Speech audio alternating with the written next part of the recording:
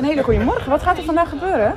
Goedemorgen. Nou, we gaan een koelkast afleveren bij mijn vrouw. En die is onderdeel van de witgoedactie. Dat is een actie waarmee we mensen met een laag inkomen proberen te ondersteunen om duurzame artikelen zoals koelkasten, wasmachines te vernieuwen. En daarmee tegelijkertijd ook een energiebesparing voor elkaar krijgen. Dag mevrouw Witjes, we komen een hoge koelkast afleveren. Oké, kom maar binnen. Dank u.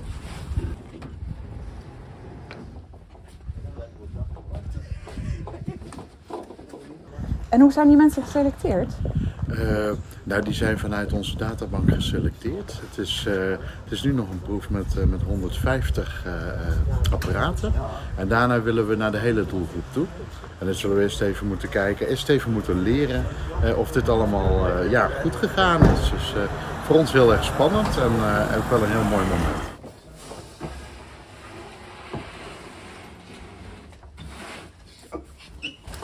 Verdieping? Eén. Het project loopt goed, want de wasmachines zijn inmiddels al op. Ja, er zijn inderdaad vooraf producten besteld en die gaan natuurlijk als warme broodjes, dus dat is hartstikke goed.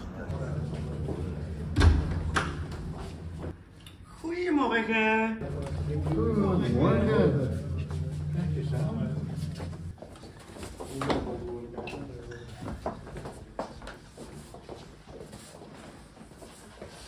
Wat zijn ze hier aan het doen? Ik krijg een andere koelkast, ineens energiezuiniger, of die oude die ik heb staan.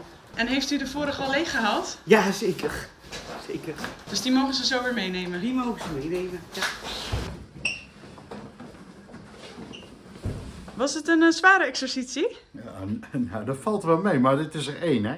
Nou, heel hartelijk bedankt. Ja, graag gedaan. Ik vind het echt heel super. Ja, ik vind het ook echt heel mooi.